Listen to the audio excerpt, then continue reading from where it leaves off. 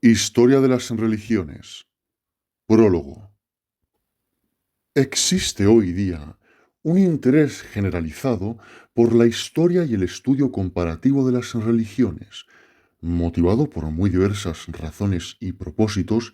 y enfocado desde distintos ángulos y puntos de vista. Pero el problema inicial que se plantea a quienes por primera vez abordan el tema o a quienes desean familiarizarse más con él, ya se trate de estudiantes que deben preparar un examen como parte de su currículum, o de lectores aficionados, es el de por dónde empezar. De antemano, hay que advertir que pasó la época en que cualquiera podía aspirar a dominar como experto un campo tan amplio. No obstante, antes de emprender el estudio particularizado de un sector concreto del mismo, resulta muy ventajoso procurarse un panorama de conjunto de todo el territorio. Hecho esto, será el momento de concentrar la atención sobre una porción más reducida para someterla a un examen intensivo y detallado. Por otra parte, en una época de excesiva especialización como la nuestra, cuando los expertos tienden a saber cada vez más sobre menos cosas, incluso al especialista puede a veces serle de provecho detenerse un momento para informarse mejor de lo que se ha hecho y se está haciendo en otros campos de investigación emparentados con el suyo. Finalmente, y por lo que respecta al lector aficionado, su objetivo primordial puede ser el de adquirir unos conocimientos generales y una visión razonablemente clara de un tema muy vasto que ha llenado una parte muy importante del horizonte humano a lo largo de la extensa y accidentada historia de la humanidad, averiguar, en suma, cómo se pueden encajar entre sí los diversos fragmentos y retazos de algo muy semejante a un rompecabezas. En mi opinión, avalada por una larga experiencia de docencia universitaria y de indagación personal sobre el tema, son motivos como los apuntados los que justifican un libro de esta índole, escrito a manera de introducción a un estudio más profundo y pormenorizado que podrá después ser proseguido con ayuda de las obras que se mencionan en la bibliografía recomendada para cada capítulo. Por Edwin Oliver James, antropólogo en el campo de la religión comparada, Oxford. Capítulo 1. Los orígenes de la religión. Dado que la religión, en una u otra forma, parece ser casi tan antigua como la humanidad misma, el punto de partida de cualquier intento de comprensión de la historia de las religiones del mundo, tanto antiguas como modernas, debe ser lógicamente el del comienzo de la búsqueda espiritual del hombre. Nos enfrentamos aquí, sin embargo, con la dificultad inicial que se plantea en toda investigación sobre los orígenes de las instituciones humanas, ya sean sociales, económicas, culturales, éticas o religiosas, y que procede de la falta de conocimientos y testimonios. En realidad, ni sabemos ni tenemos medios de averiguar cuándo, dónde y cómo se originaron exactamente los diversos componentes de eso que colectivamente llamamos cultura, o qué forma precisa adoptaron.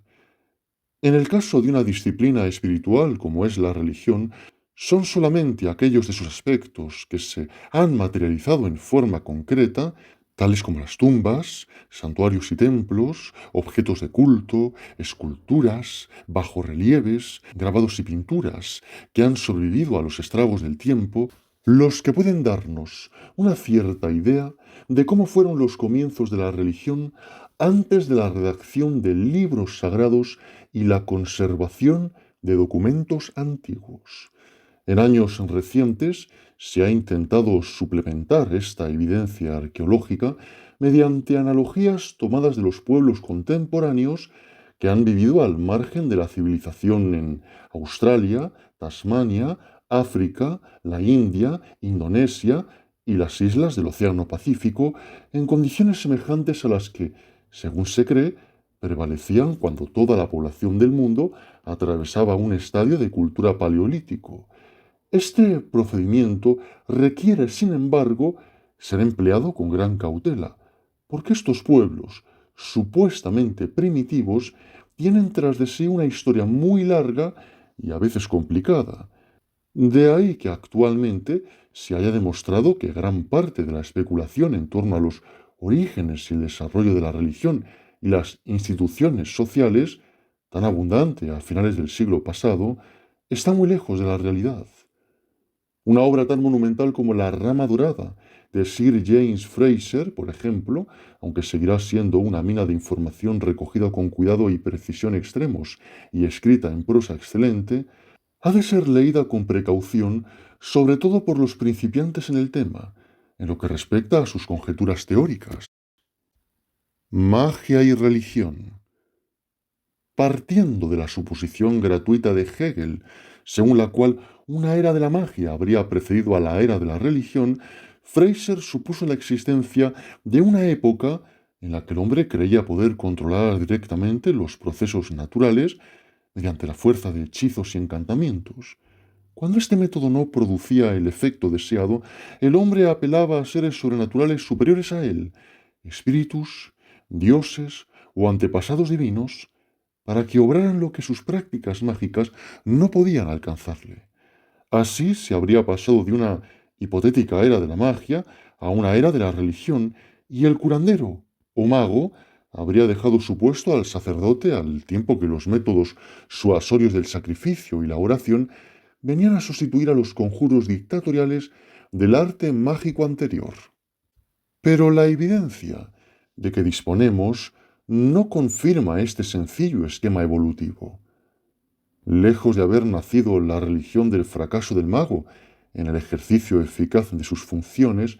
vemos que en toda comunidad conocida, antigua o moderna, ambas disciplinas aparecen simultáneamente y tan indisolublemente entrelazadas que no es posible que una de ellas haya sido predecesora y fuente de la otra. La distinción que separa a la magia de la religión no es cronológica, es decir, la magia no antecede en el tiempo a la religión, ya que ambas vías de acceso al orden sobrenatural parecen haber coexistido siempre. Lo que las diferencia es la naturaleza y función de sus respectivos sistemas de ideas y prácticas. La magia se basa en el modo en que determinadas cosas son dichas y hechas con determinado fin por quienes poseen el saber y el poder necesarios para hacer actuar a una fuerza sobrenatural. Está atada a sus propios ritos y fórmulas y limitada por su tradición específica. Mientras que la religión presupone la existencia de seres espirituales externos al hombre y al mundo que controlan los asuntos mundanos, la magia se centra en el hombre y en las técnicas por él empleadas de acuerdo con las normas estrictas del proceder mágico. Mientras que la religión es personal y suplicatoria, la magia es coactiva y domina las fuerzas misteriosas del universo mediante la realización impecable de sus particulares manipulaciones mecánicas. Pero dado que ambas disciplinas aluden a un misterioso poder sobrenatural que reside en un orden trascendente de realidad contrapuesto y distinto del mundo, y al mismo tiempo controlador de él, o a la inversa en unas técnicas prescritas cargadas de una potencia especial, una y otra tienden a coincidir en la práctica por muy diferentes que puedan ser en teoría. Es indudable que las poblaciones primitivas creen que las cosas semejantes entre sí poseen propiedades y poderes similares. Nosotros distinguimos entre un retrato y la persona retratada por el artista.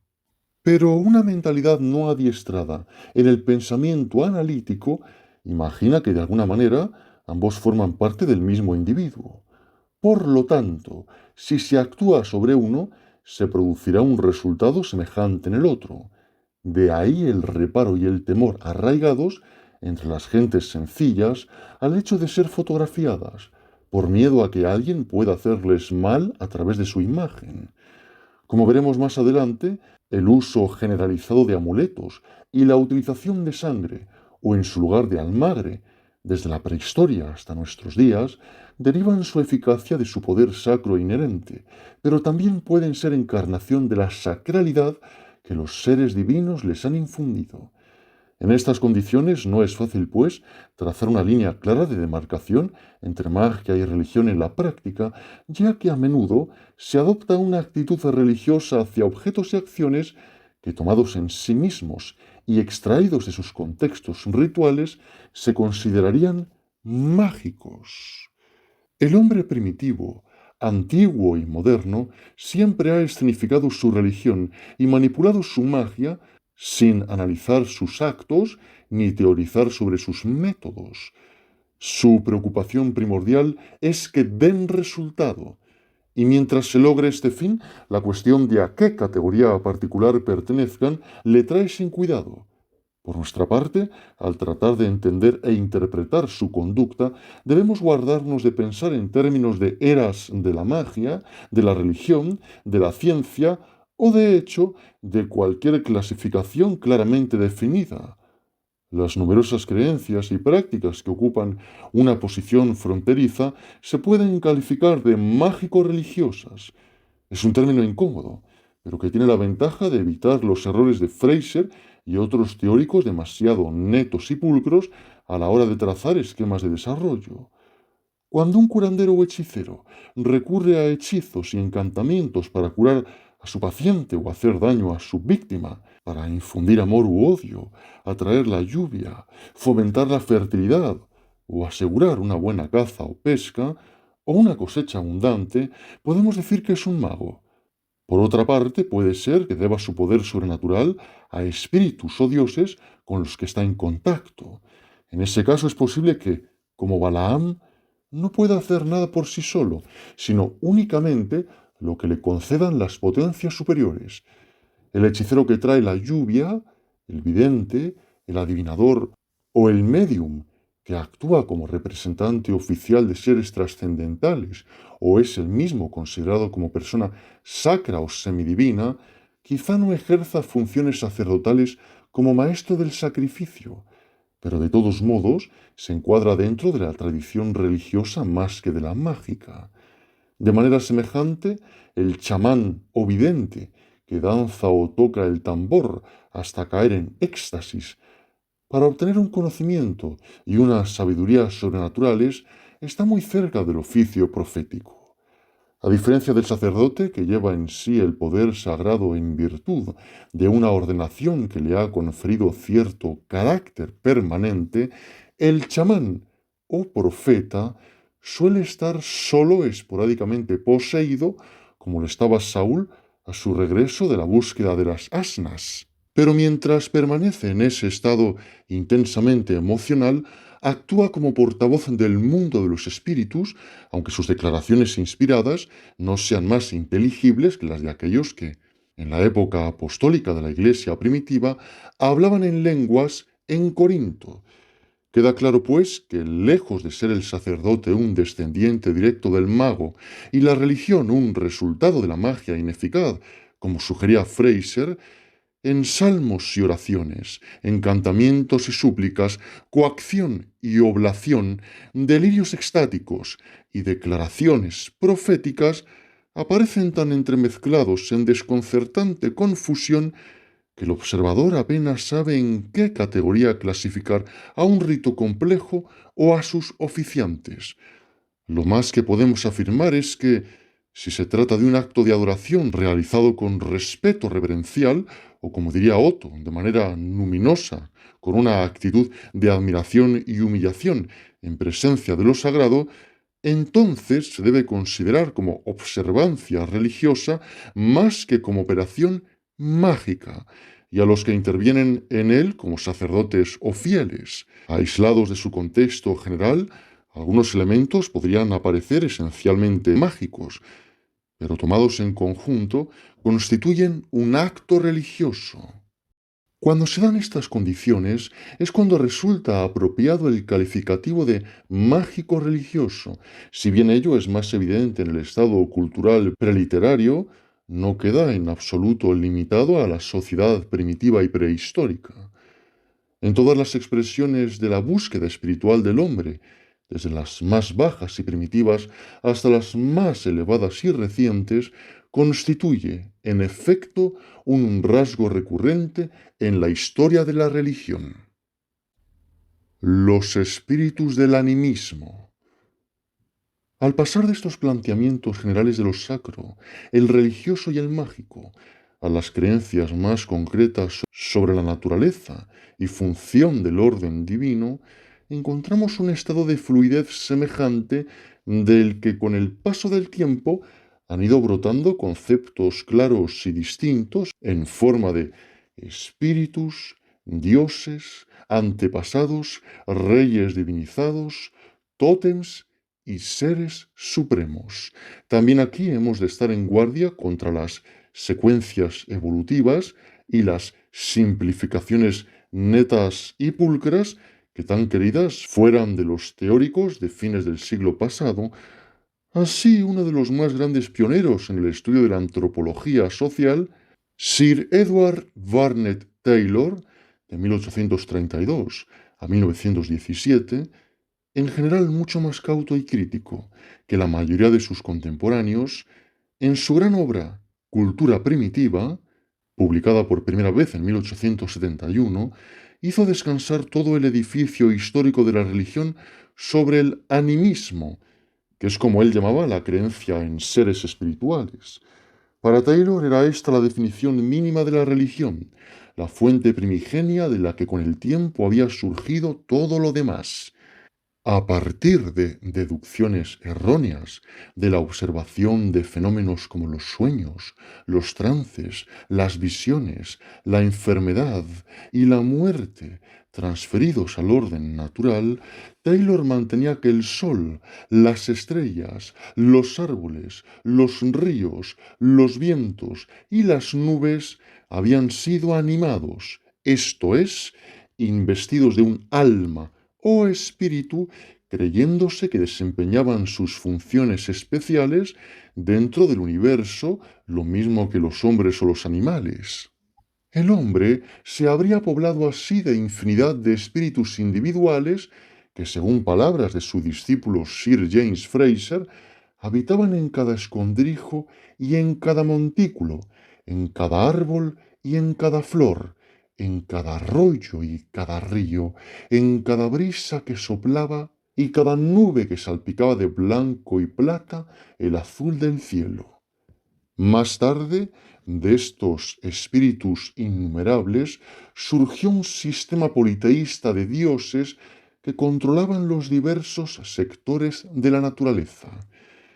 En lugar de un espíritu distinto para cada árbol, llegaron a imaginar un dios de los bosques en general, un Silvano, o lo que fuera. En lugar de personificar a todos los vientos como dioses, cada uno con su carácter y rasgos peculiares, imaginaron un solo dios de los vientos, un Eolo, por ejemplo, que los tenía metidos en sacos y podía dejarlos salir a voluntad para enfurecer los mares. Una generalización y abstracción posterior, la ambición instintiva de la mente de simplificar y unificar sus ideas, condujo a la deposición de los muchos dioses localizados y especializados en favor de un único creador supremo y rector de todas las cosas. Por tanto, así como del animismo surgió el politeísmo, así también este último dio a su vez paso al monoteísmo, la creencia de un solo Señor soberano del cielo y de la tierra. El culto a los antepasados. Fue sobre esta misma base animista sobre la que Herbert Spencer, de 1820 a 1903, que ejerció gran influencia sobre el pensamiento de la segunda mitad del siglo XIX, erigió su teoría espiritualista del origen de la idea de Dios y de la religión en general, buscando la raíz de todas las religiones. En el culto a los antepasados, Spencer resucitó una teoría que el escritor griego Euhemero, del 320 al 260 a.C., había sido el primero en exponer. Este autor antiguo había tratado de demostrar que todos los dioses griegos, como Zeus, y sus compañeros que vivían juntos en el monte Olimpo de Tesalia, a la manera de los cabecillas de las antiguas invasiones nórdicas, no eran más que gobernantes y benefactores de la humanidad que se habían ganado la gratitud de sus súbditos, y después de morir habían sido elevados en el cielo al rango divino de inmortales, y al mismo nivel que el sol, la luna y las estrellas, el trigo y el vino, todo lo cual había sido divinizado. También Herbert Spencer mantenía que el origen y desarrollo del concepto de la deidad era resultado de la propiciación, el culto y la deificación de los muertos ilustres. Habiendo disfrutado de respeto y reverencia en vida, a su muerte se veneró y propició a sus espíritus, hasta llegar a constituirse en torno a ellos un culto establecido. Seres supremos. Toda esta línea de especulación armonizaba con el pensamiento evolucionista de la época, y en bastante medida se ha conservado en la mentalidad popular y la literatura de nuestros días. Entre los expertos, sin embargo, se observó pronto que este planteamiento era demasiado especializado e intelectual para explicar satisfactoriamente los orígenes y la historia de la religión. Además, a medida que se acumulaban nuevos testimonios, llegó a ser imposible encajar los hechos dentro de estos esquemas y secuencias teóricos, tanto en los de Taylor y Fraser como en los de Spencer. Así, a finales de siglo, un polígrafo escocés, Andrew Lang, demostró que, lejos de ser cierto que las deidades hubieran ido ganando en dignidad y supremacía con el avance de la civilización, existían dioses superiores entre las razas inferiores. Insistía, y con razón, en que este dato echaba por tierra la teoría de un desarrollo lineal desde el animismo al politeísmo y finalmente al monoteísmo, o desde unos mortales ilustres a unos inmortales divinizados. En su obra The Making of a Religion, Lang llamó la atención en 1898 hacia una serie de seres supremos cuya existencia era reconocida entre pueblos tan primitivos como por ejemplo los aborígenes australianos, seres que no eran ni espíritus ni fantasmas, ni antepasados, ni dioses particulares elevados a la más alta potencia. Más bien se trataba, como diría Matthew Arnold, de hombres no naturales magnificados, aunque por lo regular se mantenían al margen de los asuntos cotidianos, eran personificaciones y guardianes de la ética tribal. Eran ellos quienes daban al pueblo sus leyes y quienes habían instituido los ritos de iniciación para inculcar en la sociedad la conducta recta, cuyas normas se habían transmitido de generación en generación en asambleas solemnes presididas por el Dios Supremo. Esta figura única y remota se alza en sublime majestad como la expresión más alta de un poder y una voluntad sobrenaturales. Primigenia y benévola es la promulgadora y guardiana de lo bueno y lo justo, dispensadora y mantenedora suprema de las leyes y costumbres por las que la sociedad pervive como un todo armónico y ordenado. Es, en efecto, tan elevado este concepto del Padre común de todas las tribus que al principio se descartó su autenticidad, suponiéndolo importado por misioneros cristianos u otros extranjeros familiarizados con las ideas más altas de la deidad. Ahora se ha comprobado, sin embargo, que Andrew Lang acertaba plenamente al afirmar que la creencia en dioses superiores es un rasgo genuino y característico de la religión primitiva incontaminada, que recurre en pueblos aborígenes como los australianos, los fueguinos de América del Sur, las tribus californianas de América del Norte, a algunos pigmeos oceanoasiáticos y otros negroides de África y otros lugares. Todos estos grupos muy alejados entre sí, por encima de los espíritus animistas de los héroes divinizados y de los dioses particulares, se cree en un ser supremo o padre común de las tribus, que existía antes de que la muerte entrara en el mundo y que habiéndose hecho a sí mismo, vivía en la tierra, pudiendo ir a cualquier sitio y hacer cualquier cosa.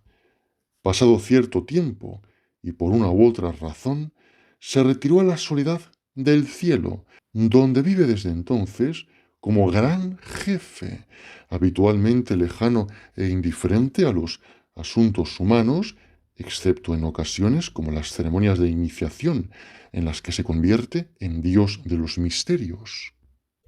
Si bien el padre Wilhelm Smith carece de base suficiente al interpretar esta creencia como un verdadero monoteísmo, menos aún como una revelación primigenia de Dios comparable a la que autores judíos tardíos exponen en los primeros capítulos del Génesis. Lo cierto es que no se puede explicar como producto final de un proceso evolutivo según las líneas del desarrollo del monoteísmo sugeridas por Taylor y Fraser. Cualquiera que haya podido ser el origen del concepto, es un hecho que estos dioses superiores primitivos se alzan en solitario muy por encima de todas las divinidades secundarias, aunque ello no signifique la exclusión de seres espirituales menores.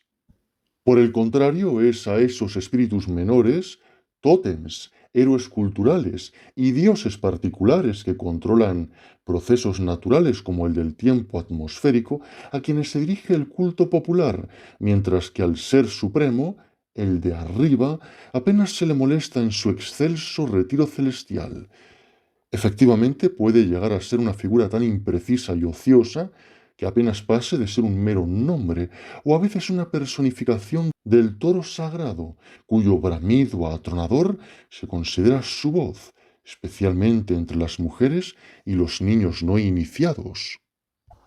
Una vez más, hay que recordar que la mentalidad primitiva concibe los atributos más altos de los dioses dentro de una capacidad de pensamiento muy limitada.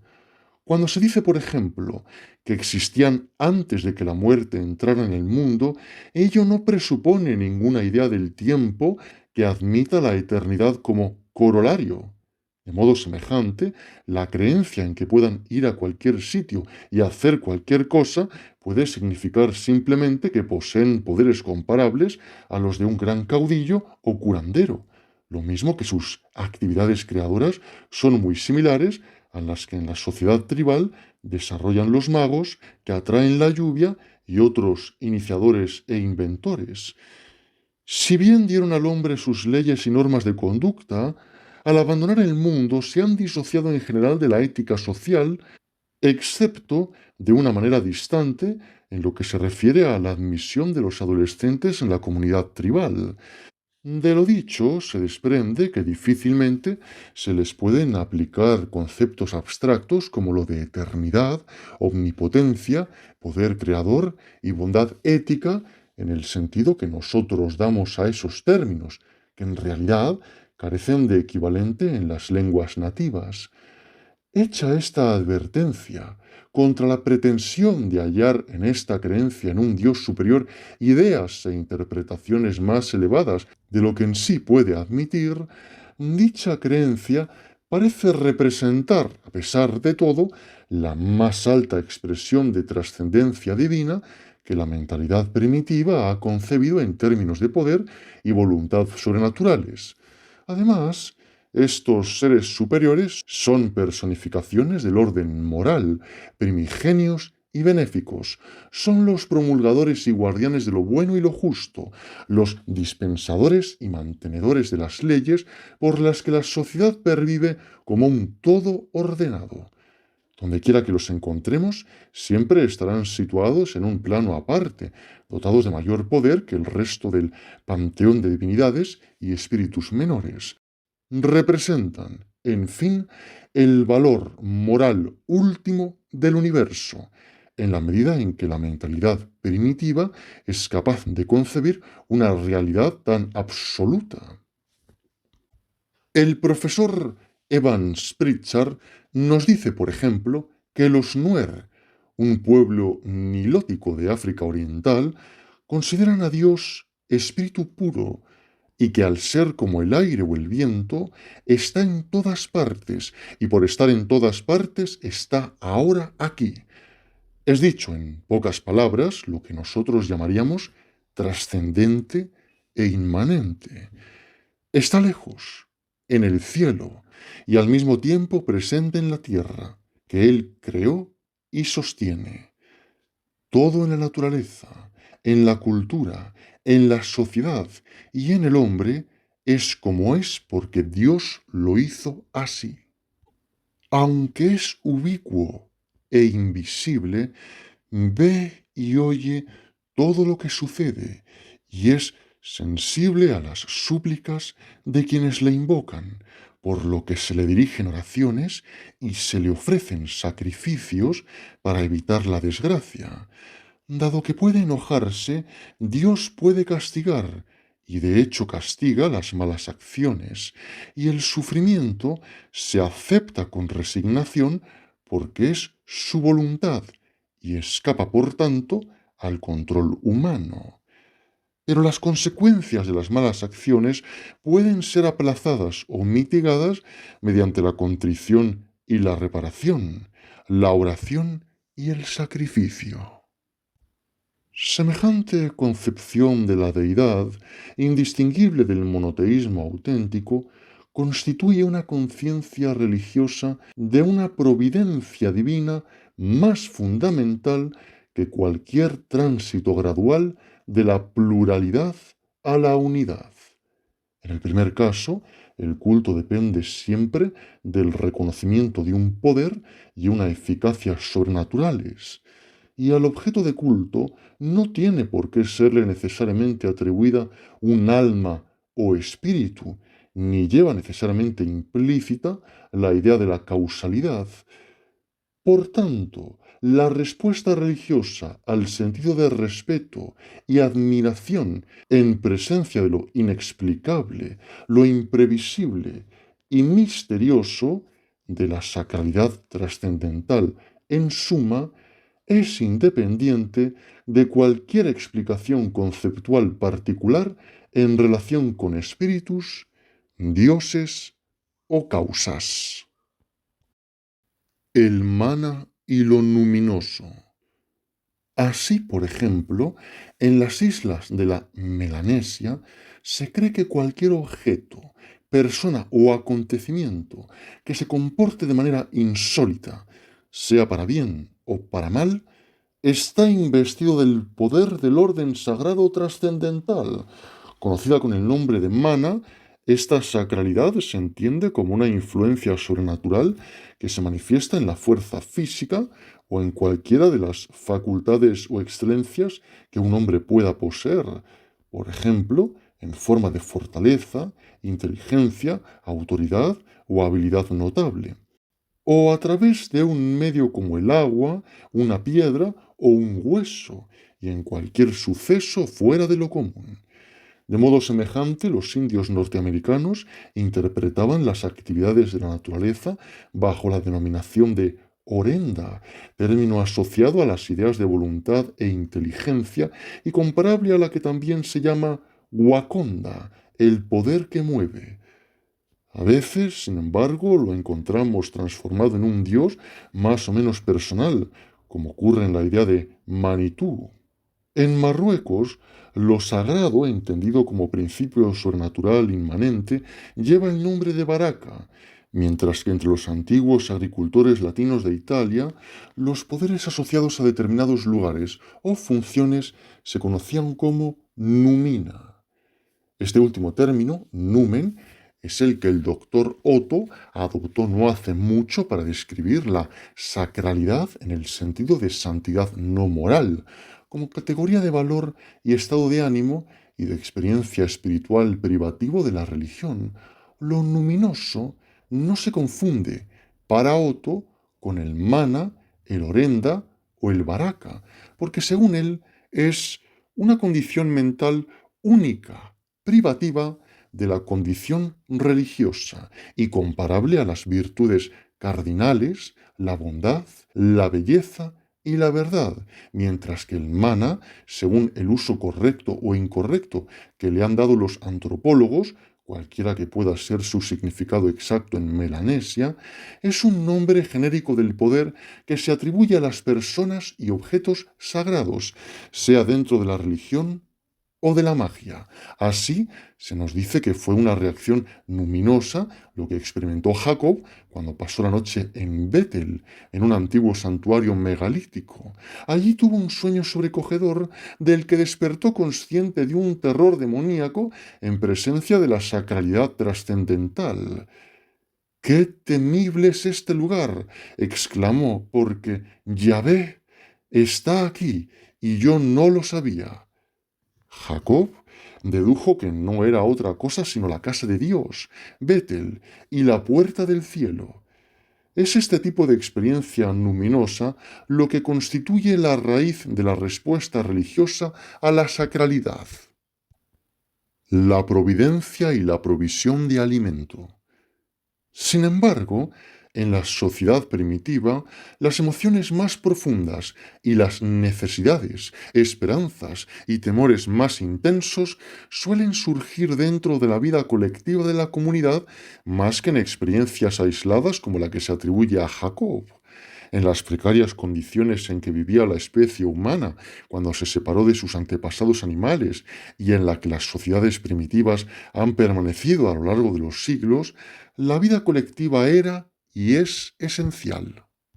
Al hacer posible que los miembros de diversos grupos convivan en una trama ordenada de relaciones sociales y que se adapten a su entorno físico, espiritual y económico, la religión ha ejercido una poderosa influencia unificadora. Junto a la de consolidación, la necesidad esencial de la humanidad en todas las épocas ha sido y por fuerza seguirá siendo la del fomento y conservación de la vida. Como afirmó Fraser, vivir y hacer vivir, comer y engendrar hijos, tales han sido las necesidades primordiales del hombre en el pasado, y tales serán las necesidades primordiales del hombre en el futuro mientras el mundo exista. Se pueden añadir otras cosas para enriquecer y embellecer la vida humana, pero si antes no fueran satisfechas estas necesidades, la propia humanidad dejaría de existir.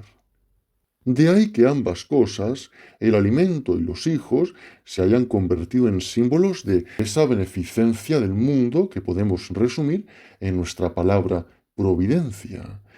Esta idea de don providencial es la que representa el bien concreto universal. De ella depende el hombre para su sustento y bienestar y para la continuación de la raza, y las instituciones religiosas han sido el medio de asegurar la comunión del hombre con la abundancia y fecundidad benéficas. Al ser sagradas las fuerzas misteriosas de la nutrición y la propagación, y al mismo tiempo centros de interés e inquietud emocionales, se ha adoptado hacia ellas una actitud reverente junto con una técnica ritual destinada a colocarlas en alguna medida bajo control sobrenatural. Comer es vivir. Por tanto, el primer vínculo que une al hombre con su medio ambiente es el alimento. Al recibirlo, siente las fuerzas del destino y de la providencia. Para el primitivo, como ha dicho Malinowski, la naturaleza es su despensa viva. Antes del descubrimiento de métodos para cultivar la tierra y domesticar animales, cuando arrastraba una existencia precaria, dependiente para su subsistencia de la caza y la recolección de frutos comestibles, raíces y bayas, las especies animales y vegetales que componían su dieta habitual eran para él la personificación de la providencia. Con este poder misterioso intentó establecer una relación sacramental eficaz. El ritual de caza paleolítico. Que esta actitud ritual hacia el alimento y los niños, hacia la nutrición y la propagación, interpretadas en términos de providencia divina, Estaba establecida antes de finalizar la última glaciación hace unos 20.000 años, lo demuestran los testimonios arqueológicos hallados en época reciente. Así, por ejemplo, las esculturas, grabados y frescos de motivos animales que se han descubierto en las cavernas paleolíticas del sudeste de Francia y a ambos lados, español y francés, de los Pirineos, solo se pueden explicar como parte de una técnica ritual de bandas de cazadores. Con frecuencia, las pinturas se encuentran en rincones inaccesibles de cuevas tortuosas, a los que aún hoy, con material moderno, a menudo no es posible llegar sin dificultades considerables e incluso cierto riesgo. En los montes de caliza de Puente Viesgo, por ejemplo, un pequeño manantial de aguas termales, situado en la provincia de Santander, en la región cantábrica española, hay dos cuevas decoradas, una conocida con el nombre del Castillo, la otra con el de la Pasiega. La más fácil de explorar es la del castillo, pero aún así se requiere la ayuda de un guía experto para llegar hasta la pléyade de pinturas y grabados de caballos, bisontes, elefantes, gamuzas e íbices paleolíticos, junto a los cuales figura un curioso friso de siluetas de manos humanas. La cueva de la Pasiega, situada a menos de 1 kilómetro al otro lado del valle, es un verdadero laberinto de minúsculos pasadizos a los que solo es posible acceder descendiendo por un pozo de casi 2 metros de profundidad, siguiendo un corredor bajo y tortuoso que conduce a una extensa red de pasadizos, y tomando uno de estos a la derecha, se llega tras mucho gatear a una cámara que contiene numerosos dibujos de animales y una estructura de piedra semejante a un trono. Toda la comarca está salpicada de cavernas con decoración parecida, pocas de ellas de fácil acceso, si bien ninguna es tan difícil de explorar como la de la Pasiega, o al otro extremo de la península, la que se conoce con el nombre de La Pileta, próxima a la ciudad malagueña de Ronda. En La Pileta se necesitan cuerdas y escalas para contemplar la magnífica colección de estilos del arte paleolítico que atesora esta gran galería en lo alto de la sierra. Algunos de los lugares rupestres más espectaculares, como Altamira, Font de Rome y Lascaux, convertidos ahora en centros de turismo, han sido iluminados con luz eléctrica y facilitada su visita. Así, las pinturas se ven mucho mejor, aunque más parecen galerías de arte subterráneas que lo que fueron en realidad. A la débil luz religiosa de una lámpara vacilante, como las que tendrían que emplear los artistas originales, es como estos lugares se nos aparecen como santuarios prehistóricos, en los que sin duda entrarían con la solemnidad debida los cualificados para participar en los ritos sagrados. Donde mejor se puede hacer un estudio de primera mano de este importante aspecto de la religión del hombre primitivo es en el centro de Les Aiguilles, a orillas del río Visère, en la provincia francesa de Dordoña.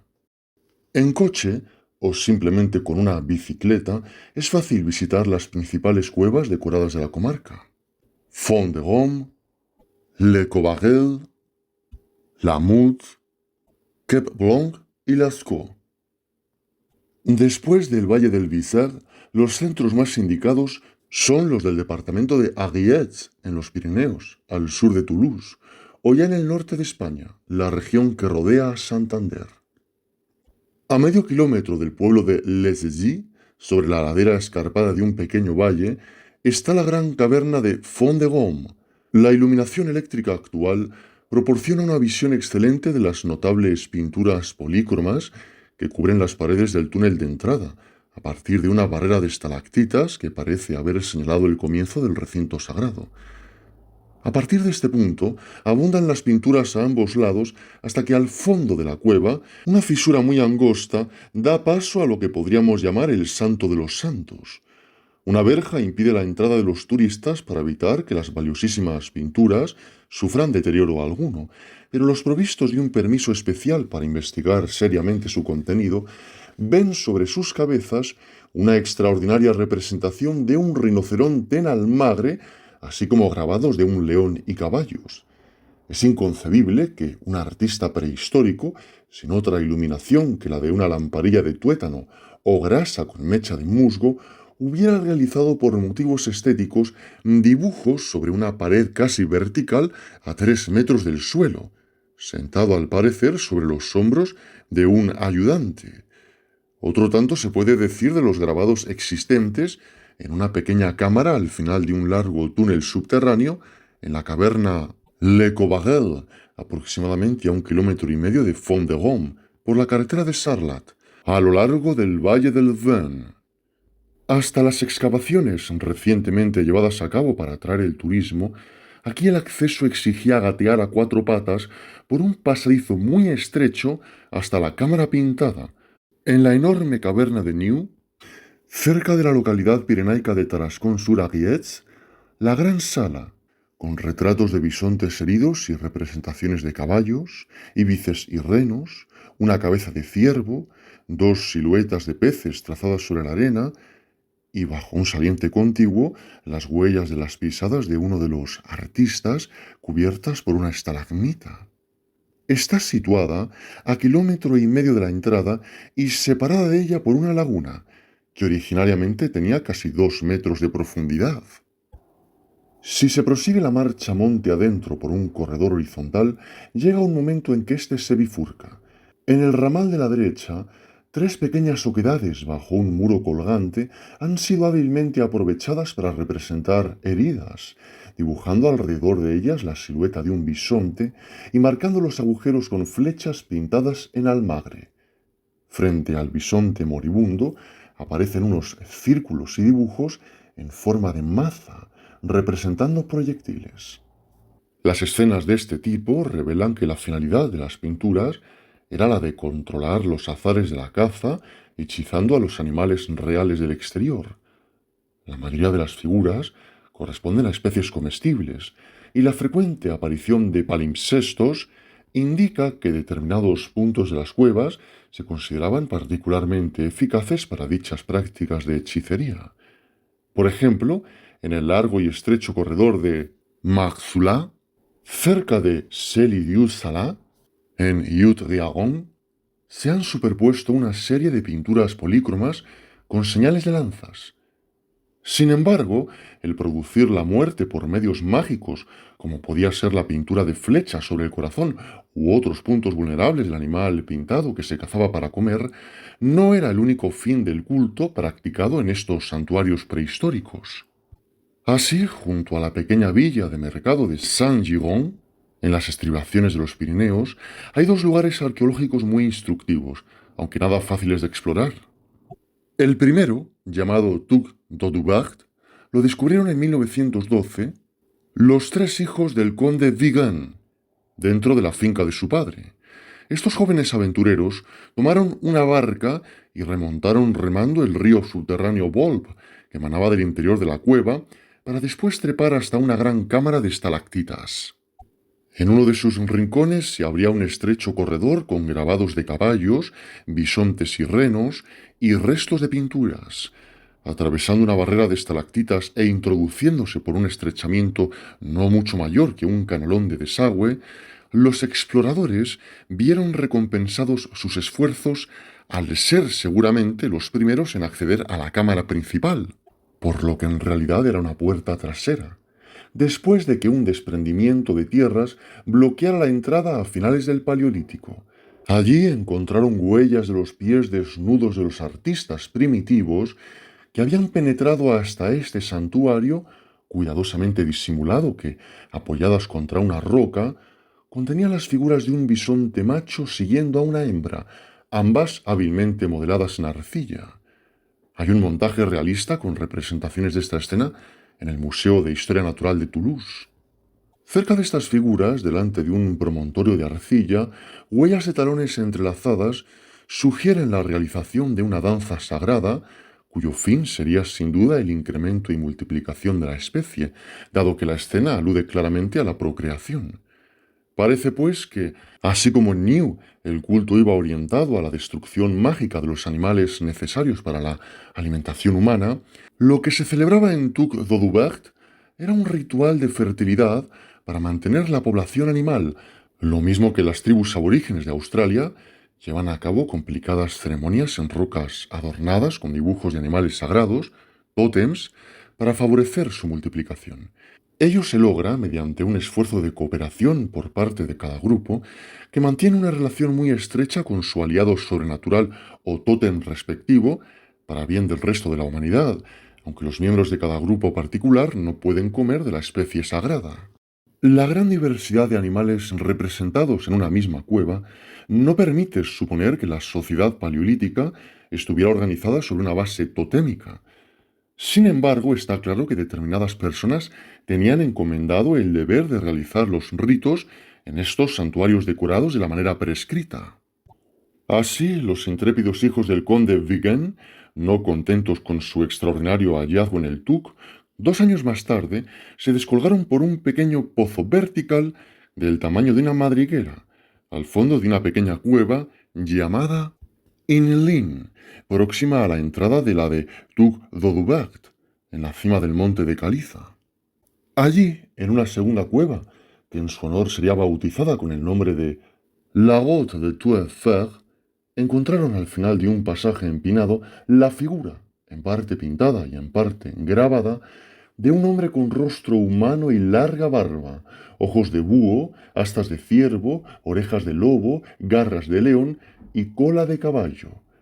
En la pared rocosa contigua a esta curiosa representación de un brujo o chamán, al parecer entregado a una danza sagrada, hay una abertura a modo de ventana, frente a la cual quizás se colocara el propio chamán para llevar a cabo sus ritos en presencia del objeto sagrado y de los participantes en el acto religioso, si como tal se le puede calificar.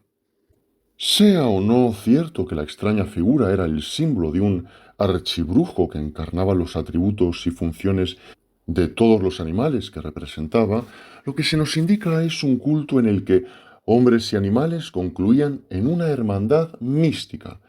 en un esfuerzo conjunto por conservar y fomentar la provisión de alimentos. Además, se han descubierto figuras danzantes similares con máscaras de animales en Avdimech, Dordoña, Marzula, la Grotte de la Madeleine y en Lourdes,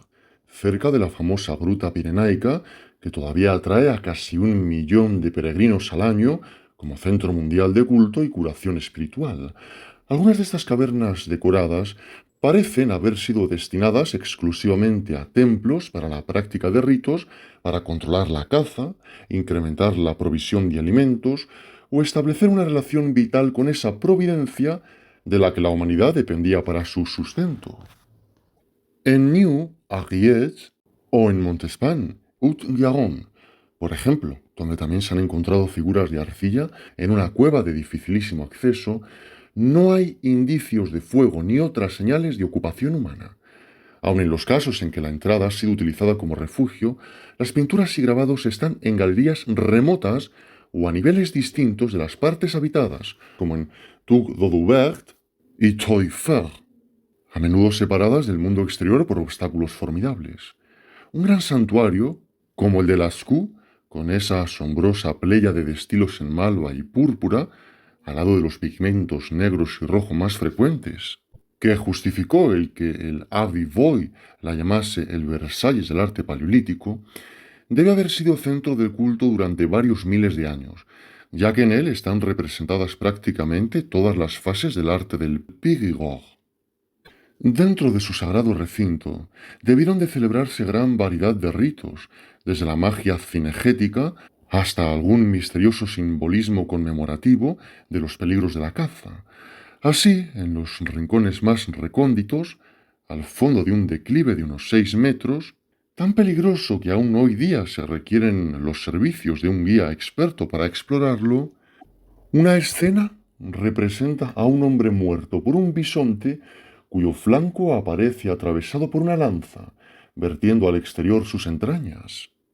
Al lado, un rinoceronte lanudo, pintado en distinto estilo, parece alejarse lentamente tras haber quizá desgarrado al bisonte, si es que hemos de asociar su figura con el resto del grupo.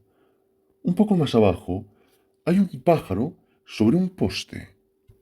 El Abbé Voy interpreta la escena como una pintura votiva del cazador fallecido, quien, según él, quizá habría sido enterrado en la cueva.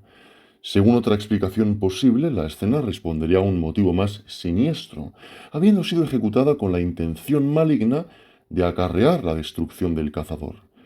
En cualquier caso, y dada su colocación, quienes la pintaron en esta parte peligrosísima y recóndita de la cueva debían considerarla dotada de gran potencia para el bien o para el mal. Más accesible es un animal mítico parecido a un unicornio, a menos que se trate de un brujo enmascarado y envuelto en una piel moteada, que quizá encarne a algún espíritu ancestral al que se reputará responsable de la fertilidad y el éxito de la caza. Los ritos de fertilidad y el misterio del nacimiento. Además de estas formas muy desarrolladas de culto en los santuarios prehistóricos que hemos visto y contemporáneamente con los comienzos del arte rupestre, encontramos en el Paleolítico Superior Europeo gran número de figuritas talladas en piedra y marfil que representan mujeres con los órganos de la maternidad muy exagerados.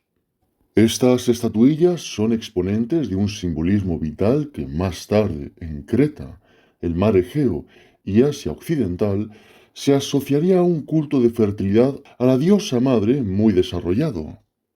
Efectivamente, se las suele conocer con el nombre de Venus, y las líneas voluptuosas que en muchos casos presentan aluden claramente al embarazo. En la Venus, hallada en la localidad austríaca de Willendorf, por ejemplo, los pechos, grandes y colgantes, aparecen modelados con esmero, pero el rostro ha sido omitido, lo que indica que el interés se centraba en el simbolismo maternal. Vemos, pues, que en un periodo todavía muy temprano, el instinto vital interno y la lucha externa por la existencia orientaron el impulso religioso a la adopción de procedimientos rituales para fomentar la multiplicación del hombre y del animal. Para la mentalidad primitiva, la figura de una mujer con sus rasgos característicos especialmente marcados se convierte enseguida en símbolo de sus funciones, lo mismo que el falo simboliza la potencia generativa. La imagen, persona o cosa representada y los atributos que se le asocien se conciben como un todo unitario. Siendo la mujer la madre de la estirpe, es esencialmente la productora de vida, mientras que su compañero Aarón es el engendrador. De ahí que sus órganos maternales y generativos respectivos se les crea dotados de un poder vivificador semejante al de la sangre, la esencia vital de todo organismo. Así, por ejemplo, en un abrigo rupestre de Lucelle, a orillas del río Bearn, en Dordoña, se encontraron en 1911, entre los restos de la última ocupación del lugar, tres bajorrelieves de figuras femeninas en piedra. Uno de ellos representa muy hábilmente a una mujer obesa, sin duda en avanzado estado de gestación, sosteniendo un cuerno de bisonte en la mano derecha, con restos de un colorante rojo en las partes pulimentadas. Parece ser que este pigmento fue aplicado para reforzar las cualidades vitalizadoras del realista bajorrelieve, dado que, en el simbolismo primitivo, el almagre es el mejor sucedáneo de la sangre como agente vivificador. Además, tiene la ventaja de ser más permanente y dar, por tanto, una potencia duradera. El misterio de la muerte y el culto a los muertos. Como cazador que era, el hombre paleolítico no podía por menos de observar que, cuando un animal o un ser humano era herido, la pérdida de sangre le producía debilidad, inconsciencia y, en último término, la muerte. En consecuencia, la sangre parecía ser el fluido vital. Y si se le pudiera reintegrar al cadáver, éste se reanimaría. Tal es el origen de la práctica bastante extendida entre los pueblos primitivos actuales, en la que los miembros del duelo se hieren y derraman su sangre sobre el muerto en el transcurso del rito funerario. Si se consideraba equivalentes de la sangre a los pigmentos rojos u otras sustancias similares, cabía esperar que produjeran el mismo efecto.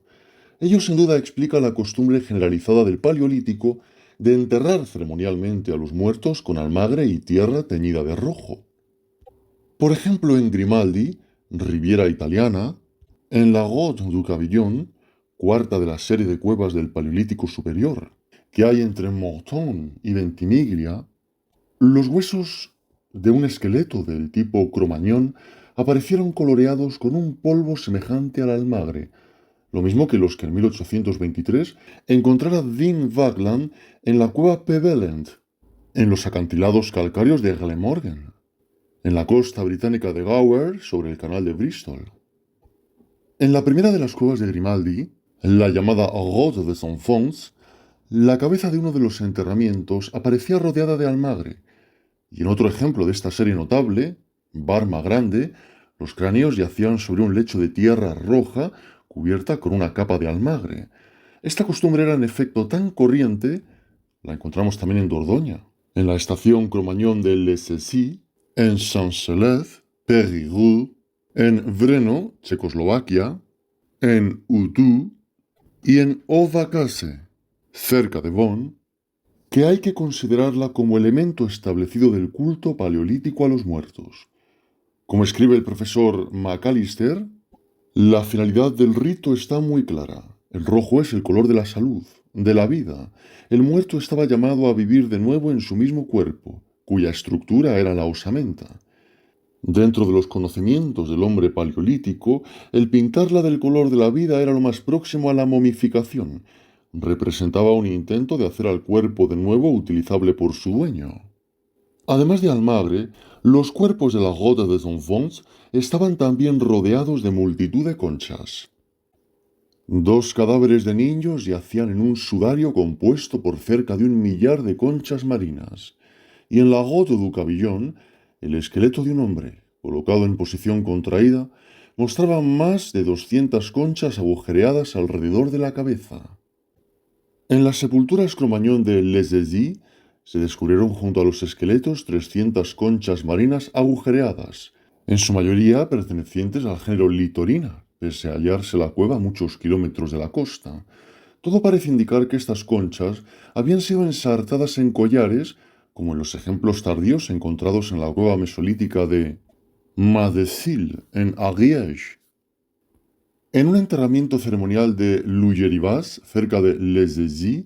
se hallaron conchas de cauri, recortadas en forma del pórtico por el que el niño entra en el mundo, y dispuesta de 2 en 2 sobre el cuerpo, 2 pares sobre la frente, uno cerca de cada brazo, 4 en la región de los muslos y rodillas, y 2 sobre cada pie. El cuidado con que habían sido colocadas denota un enterramiento ceremonial para dar vida al muerto. El que muchos de los esqueletos hallados en tumbas paleolíticas fueran enterrados en posición sedente o en cuclillas se ha querido explicar a veces como indicación de la postura prenatal e inspirado, por tanto, en la idea de un segundo nacimiento, pero es muy dudoso que en aquella época se supiera mucho, si es que se sabía algo, sobre la postura prenatal y su simbolismo. Mucho más probable es que la inhumación contraída, con las piernas recogidas junto al cuerpo, viniera sugerida por la postura normal del sueño, mientras que la flexión del cuerpo antes de producirse el rigor mortis respondía seguramente a la intención de que el fantasma del muerto no echara a andar para molestar a los vivos. Pero el cuidado que presenta el enterramiento de La Vérasie, Dordoña, con piedras sobre la cabeza para protegerla y otras alrededor del esqueleto, junto con gran cantidad de utensilios de pedernal y huesos de diversos animales pleistocénicos, rinoceronte lanudo, reno, bisonte, íbice y otros, atestigua un respeto hacia el muerto que iba más allá del mero temor e indica alguna idea de una vida después de la muerte. Es indudable que antes de la aparición del Homo sapiens, con el tipo llamado de Cromañón, la especie más primitiva que conocemos con el nombre de Homo neanderthalensis y cuya primera muestra fue encontrada en 1856 en una cueva del Valle del Neander, cerca de Düsseldorf, un tipo humano de osamenta gruesa y pesada, cráneo ancho y bajo, frente rehundida, arco supraciliar pronunciado y mandíbula saliente, practicaba el enterramiento ceremonial. Así, en Le Moustier, Dordoña, estación típica de su industria del pedernal, se enterró el esqueleto de un joven descansando sobre el lado derecho en la postura del sueño, con el antebrazo bajo la cabeza y el cráneo apoyado en una almohada de fragmentos de pedernal. Cerca de la mano derecha aparecía una magnífica hacha de mano oval, y poco más allá un rascador, mientras que más arriba del cráneo se habían depositado los huesos calcinados de un buey primitivo, el urus. En la Chapelle Ursin de Corrèze se enterró cuidadosamente un esqueleto en una zanja con diversos utensilios. Y en la localidad belga de Spy se encontraron dos esqueletos enterrados de modo semejante en un pozo situado frente a una cueva. Es sumamente improbable que el hombre de Neandertal se hubiera tomado el trabajo de enterrar tan cuidadosamente a sus muertos y de dotarles de cuantas cosas pensaba que podrían necesitar en el otro mundo si no creyeran alguna forma de vida después de la muerte, por indefinida que fuese. El culto a los cráneos. Más sorprendente fue el descubrimiento en 1939 de un cráneo de Neandertal con señales de una herida considerable y colocado dentro de un círculo de piedras, en una cueva de Monte Circeo, Italia, en la costa tirrena de las Marismas Pontinas. Se supone que este cráneo fue llevado a la cueva como trofeo después de la muerte de su dueño por asesinato o accidente grave, hace quizás 70.000 años. Es posible que el cerebro fuera extraído y comido sacramentalmente para absorber sus cualidades vivificantes, ya que la extendida costumbre primitiva de cazar cabezas aparece invariablemente ligada a la creencia de que en la cabeza se concentra una sustancia anímica de gran potencia. Al ir reuniendo cráneos, el cazador incrementa su propia fertilidad y la de su tribu. Pudo ser la intención que indujo a los neandertaloides a llevar este trofeo concreto a la cueva sagrada de Monte Circeo y colocarlo allí en una disposición ritual, anticipándose así a sus sucesores de Francia y España, que, como hemos visto, utilizarían sus santuarios rupestres para este mismo fin de fomentar y conservar la vida. Si es esta la muestra más temprana que poseemos de este tipo de ceremonial, no es, por otra parte, la única indicación de un culto prehistórico a los cráneos. Se afirma, por ejemplo, que en China, unos 300.000 años antes de que los hombres del Neandertal habitasen en Italia, se decapitaron y después se conservaron cuidadosamente cabezas humanas en Choukoutien. También en Java, los cráneos de Nangdung parecen haber sido partidos, posiblemente en el curso de una fiesta caníbal, y quizá usados después a manera de cuencos, de modo similar al de algunos salvajes que beben del cráneo de un guerrero para asimilar su fuerza. Pero las pruebas más decisivas de que el hombre primitivo practicaba la caza de cabezas proceden de dos cuevas próximas a Nördlingen, Baviera. Allí, en una estribación de lojura, conocida con el nombre de Ofnet, en depósitos mesolíticos, esto es, de antigüedad comprendida entre las de los periodos paleolítico superior y neolítico, se han encontrado montones de 27 cráneos humanos en una de las cuevas y de 6 en la otra, todos ellos todavía unidos a una o más de las vértebras cervicales. Las cabezas habían sido separadas deliberadamente del tronco con cuchillos de pedernal y conservadas ceremonialmente. Luego habían sido puestas a secar y enterradas en el osario, a menudo aplastando o deformando al mismo tiempo las allí depositadas anteriormente. Aparecían orientadas hacia el oeste e inmersas en un estrato de almagre. 20 eran de niños y estaban decoradas con conchas de caracol. 9 eran de mujeres y presentaban collares de dientes de reno. Y únicamente 4 eran de hombres, quizá porque las mujeres y los niños fueran víctimas más asequibles para fines rituales. En la gruta de Trou-Violet, en Montardit, finalmente se ha encontrado un fragmento de cráneo limpio de carne y piel, junto con unos cuantos huesecillos y cierto número de piedrecitas dispuestos en forma de cuerpo humano, quizá formando todo ello una especie de cenotafio conmemorativo de algún notable cuya cabeza era objeto de veneración. Conclusión de este brevísimo panorama de los testimonios arqueológicos y antropológicos relacionados con la existencia de fenómenos religiosos en el Paleolítico, se puede deducir razonablemente que al hombre primitivo le afectaban hondamente los misterios de la muerte y la procreación, así como su dependencia de una fuente providencial de vida y bienestar y de las fuerzas rectoras de la naturaleza.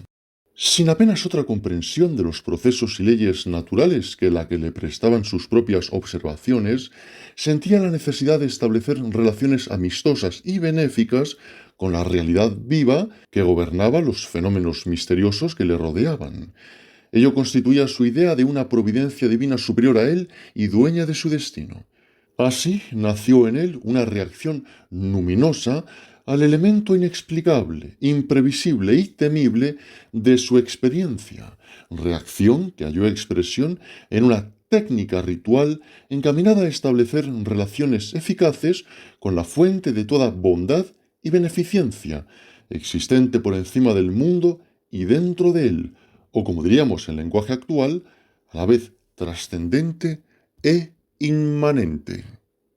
Sin embargo, no era solamente para asegurarse unos medios de subsistencia y poder avanzar con esperanza y confianza por el camino de la vida, para lo que se buscaba el auxilio de lo sobrenatural.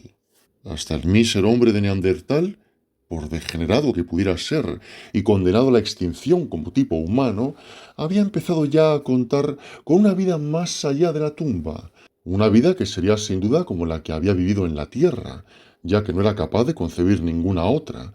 y en la que les seguirían siendo precisos el alimento y las herramientas que siempre había necesitado. Además, si había de vivir de nuevo en su mismo cuerpo, sería preciso devolverlo a la vida con ayuda de agentes vivificadores como el almagre y las conchas. Por ello, con el tiempo se llegó a enterrar también a estos agentes junto con el cadáver. Parece, pues, que fue por estos o semejantes caminos como empezó la religión, y aunque la arqueología solo puede suministrar los elementos básicos, es de estos comienzos primitivos de donde iría surgiendo la compleja trama de mito y ritual, fe y práctica, que constituye la historia de la religión cuando el hombre primitivo pasó de un estado cultural de recolección a otro de producción de alimentos.